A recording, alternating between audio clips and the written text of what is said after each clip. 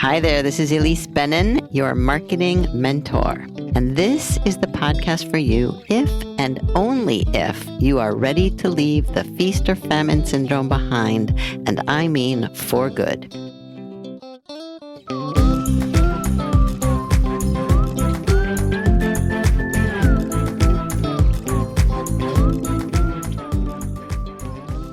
Today, I'm bringing back one of my favorite conversations from the archives, my interview with the brilliant Ann Handley about how to write ridiculously good email newsletters.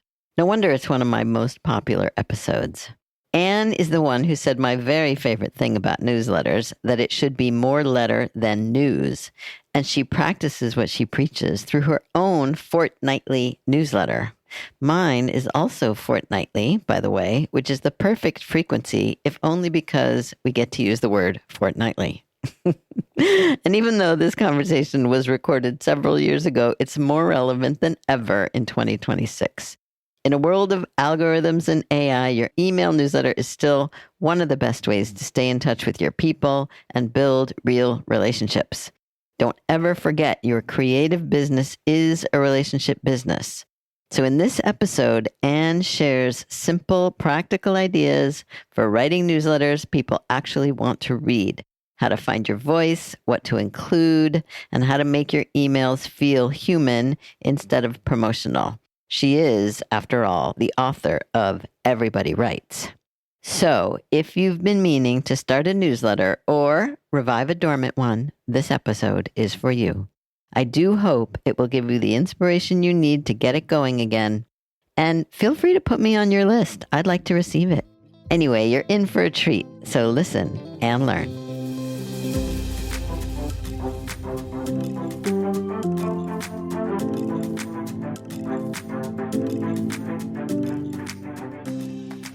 Hello, Ann. Welcome to the podcast. I am so delighted to be here, Elise. Thanks for having me. Of course. Please introduce yourself. Sure. I'm Ann Handley. I am an author, speaker. I am the world's first chief content officer, and I am obsessed with email newsletters.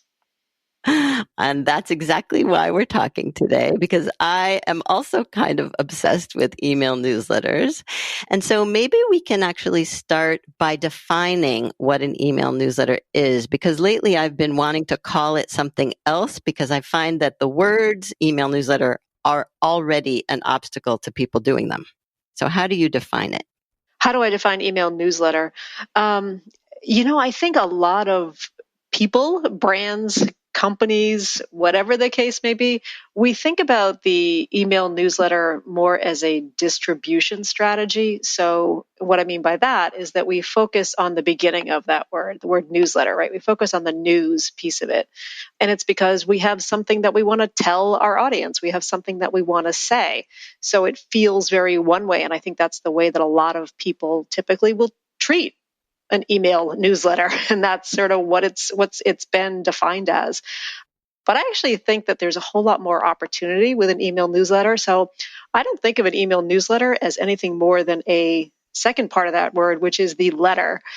I think that the letter that you write to somebody in your audience is how you should reframe the idea of a newsletter. It's not anything you want to broadcast. Instead, it's just a letter that you write directly to one person on your email list. And the reason I say that is because, your email inbox is an inherently personal place, right? You open up your inbox and you don't want to feel that anything you're reading is sort of broadcasted to a bunch of people. You want to feel that it's to you. And so that's the real opportunity of an email newsletter. And I would say it's also the advantage of it.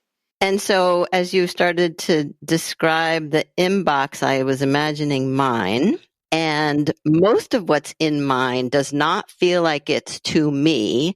And I find the quality of my attention on my inbox, it has changed and is evolving also into something where I'm not really expecting to see something to me. And then when I do, it feels very real and kind of rare. Do you find that too?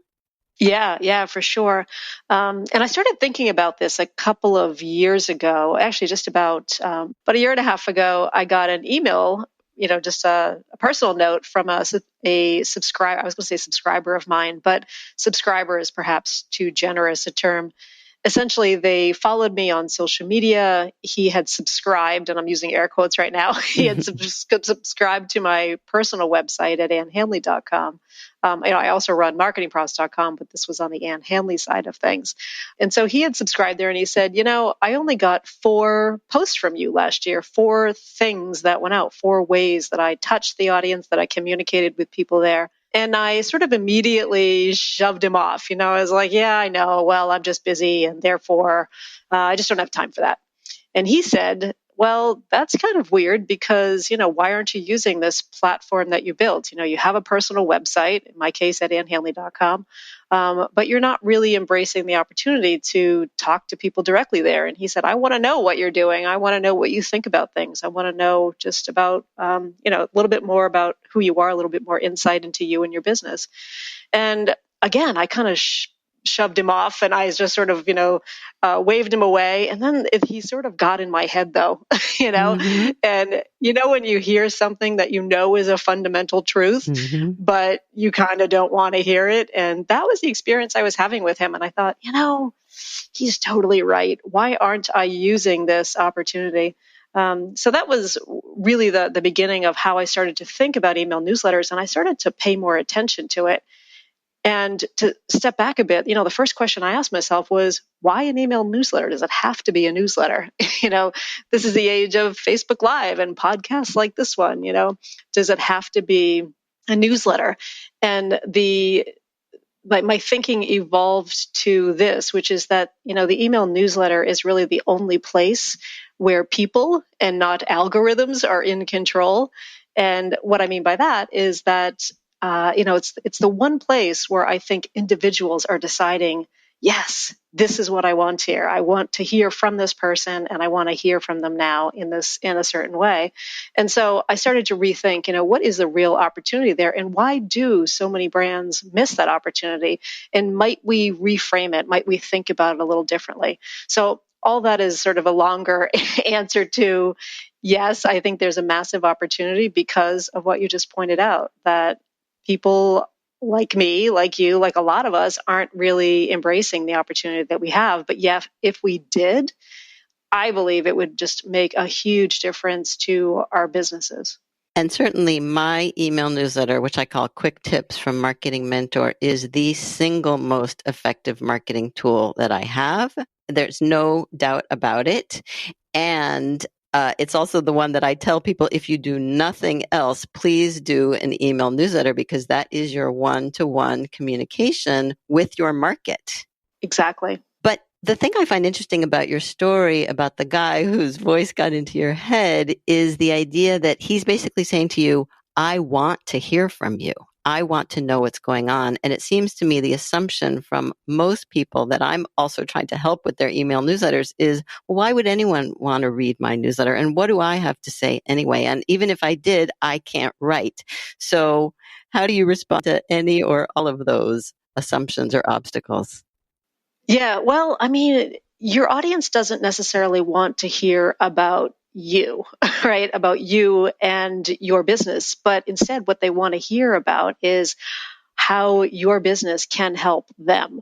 So that's what you need to focus on as a business. I mean, inherent in your question really is this assumption that, why should people care? Well, they don't. Like, people care about themselves. Like, I care about me. Mm-hmm. I care about my own stuff more than I care about anything else. And the same is true for each one of us, as much as, we like to think otherwise. We're all super selfish characters. And so the reality is that however you're communicating with your audience, if you make it useful and valuable and helpful to them, that's what's valuable. And so I think a lot of businesses fall into this trap, as I started out this conversation saying, thinking about your email newsletter as a distribution strategy. And what that means is, you're using it to tell people what you want to talk about. And so the reframing that I've gone through in the past year and a half is, well, what does my audience need? What do they need from me? And what would be so valuable to them that if I missed an email newsletter, mine mails every other Sunday, right? So if I missed one of those Sundays, would I get notes? Would I get letters? Would people say, I missed you. Where are you? Are you okay? Were you hit by a bus? And that's honestly the bar that I use.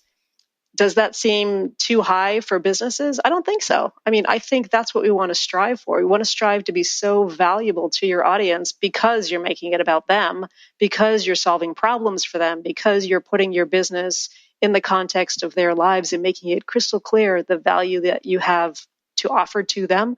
That's the place where I think it's just the benchmark that we want to try to hit. And I can hear what my listeners are thinking as they hear what you're saying, which is, how do I know what's important to them? How do I know what they want to hear from me? What would you say to that? Yeah, I mean, there's all kinds of ways to find out. I do this on an iterative basis, on an ongoing basis. So when somebody signs up for my email newsletter, if you go to well, actually, anybody here can sort of walk themselves through my process and maybe see what I mean. But if you go to annhandley.com/newsletter, I tell you exactly what the newsletter is about. It's about the intersection of writing and content and marketing and a little bit of shenanigans, right? A little bit of fun because I want it to be a joyful experience when it lands in your inbox. And then when you sign up, and you'll get an email directly from me back. It's an autoresponder, but it says, why did you sign up? What did you want to learn? What do you hope to learn here? Depending on it fluctuates a little bit, but about 20 to 30% of the people who sign up for my email newsletter will then, I say directly in there, hit reply and tell me. So 20 to 30% of people do that. They hit reply and they say, hey, here's why I signed up. Here's what I'm struggling with. That's not just it's just not a nicety that I throw in there. I want to know what can I help you with? How do you see me fitting into your lives? Some of the things that people write, I know I'm not going to be a good fit for. Like somebody wrote to me recently and they said that they were looking for PPC advice. And I was like, see, that's not my thing, right? I don't talk about pay-per-click advice at all in marketing. So I wrote him back and I said, I'm not so sure that my newsletter is going to be a good fit for you, but I'm happy you're here and I hope you stick around and I hope you still enjoy it anyway. And here's actually what I do talk about. And so, I take their responses and I put them in a spreadsheet, and it's a reminder to me when I sit down to write my email newsletter. I'll sort of riff through there and see what's on the mind of my so-called of my subscribers, right? My so-called customers or clients or prospects, and that's how I always keep in touch with them. And by the way, when they write to me and they tell me what value they see in me or why they signed up, I always write back and I say, thank you so much. Thanks for being on the list. And people are always blown away by that. But again, I know. it's you do this too? Yeah. And people are amazed if you actually respond. Yeah, exactly. And so, I think embracing that opportunity again, just in a very small way to say, thank you. I'm happy you're here. It just goes a long way to start to build that one-to-one relationship. And it sounds to me like you are describing how you use curiosity and generosity in your own marketing. The curiosity being you actually asking the questions and getting the answers and then using what you get to inform in this iterative process that you're describing your next issues. And then one of the things I've noticed in your newsletter, which I hope everyone signs up for, is that you do a shout out to all sorts of people and you give all sorts of resources and information. And to me, that's also very generous. And even if that's all you did, that could be enough, right? Yeah, I think it is. Yeah. I mean, I could just be curating other people's work there. And other, resources from other people is what I mean. Giving my own spin on it, which is the part of curation that I think is valuable to building an audience. I'm not just dumping a bunch of links in there. I'm saying, here's why I think it's relevant to you in this audience and sharing the reasons why, so adding the why and adding the reminder that I'm talking to you and putting a little bit of my voice in there. That alone could be what I do. And so that makes me think, because as I try to help people develop their newsletters, there's this balance between original content and curated content. And some people do completely curated content because they feel they can't write. And I do want to talk about that. And then other people do original content and sometimes with a little bit of curated content. But I appreciate the here's what good curated content looks like. If you want to add anything to that, I think it would be really helpful. Yeah, I mean, I think there's an art to curation, right? It's just not about going out there and finding a bunch of kind of relevant links and dumping them in. Um, each one of my newsletters has a sort of theme to it. Sometimes that theme is sort of loose, but I try to carry a through line throughout the entire newsletter. And so that's the first step in, choosing whether or not this link is going to go into any newsletter, whether I'm going to curate it that week or not. But the second thing is, just really understanding, again, who your audience is, who you're talking to, keeping in touch with them, making sure that, what you're delivering is going to be valuable to them. And then adding a little bit of your voice around it would be the third point. As I mentioned, saying the why. Don't just dump a link and saying, this is here's an article about how to write a blog post, right? Here's why it's valuable in 2019 for you is really the answer, that the question that you want to answer with every little blurb that you're producing around a curated article or link. And then finally, looking at your analytics after the fact. After a newsletter mails, I'll give it a week or so, and then I'll, just to give people time to respond or click, and then I'll go in and I'll see which ones have risen to the top, which were the links that inspired the most number of clicks. And that's another way just to add value. I can't look at, that's another way to inform what I'm doing to add value. It's helpful if you look at those trends over time because, 1 or 2 weeks isn't going to show you much. But I think over, a few months, over 6 months, over a year, if you look at the kinds of pieces, the topics, the approaches, the level in terms of sophistication that people are clicking on, it gives you a very, very good idea of who you're talking to. So let's talk about the idea that everybody writes, because I really think that it's true, number one, and that more than anything, the people who think they can't write, it's not based on a reality. It's based on something they were told very early or believed very early. And I just think it's so important. So tell me, in a nutshell, I know that you wrote a whole book on this, but what's the idea there, and what can be helpful to people who are going to leave this podcast and say, all right, let me try it at least? Yeah. I wrote Everybody Writes, my last book, exactly to address this issue because my feeling it still is actually, that a lot of people have this kind of awkward relationship with writing. They identify as not being able to write or as non-writers. And the title Everybody Writes is meant to reflect my fundamental belief, and it sounds like yours too, Elise, that everybody is a writer in this age of social media, in this age where we're writing emails, where we're publishing blog posts, where maybe we're on Twitter or Facebook or Instagram. All of those are opportunities to share your story through text, which is writing. And so the first thing is to really reframe your mindset and embrace the idea that you actually are a writer, even if you think that you're not. And then reframe what you're doing every day when you're sitting in front of your computer or on your mobile phone, that you are very often writing. And so my book is kind of part instruction and part call to arms that we can do this, we are doing this, and we can do it better if we just think about some fundamental things. I love that. And the subtitle is Your Go-To Guide for Creating Ridiculously Good Content. So what is ridiculously good content? Yeah, it's ridiculously good, not ridiculously great.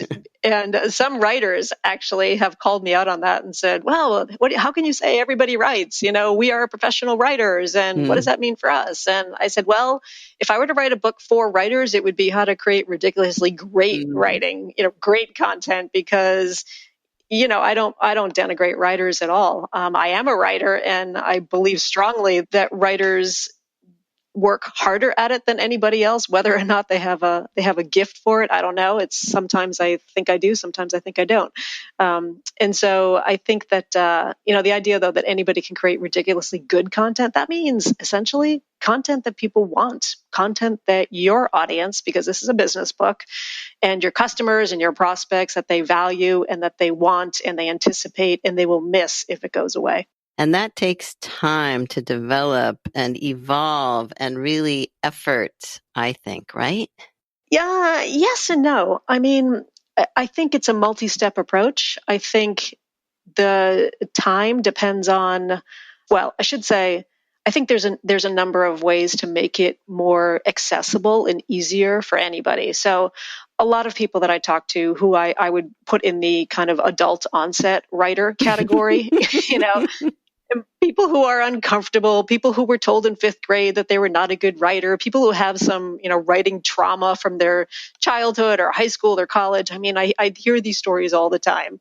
And so those people, I think, can get over the hump, so to speak, by don't sit down in front of a blank page, approach it instead as you would a podcast like this one, right? Open up your phone, open up an app that you can record something into and just start writing and just say what you want to say. Figure out what you want to say ahead of time and then just start talking, and then take it and have it transcribed. There's a host of online solutions to this. One of my favorites is rev.com, rev.com. I don't know if you've ever used it.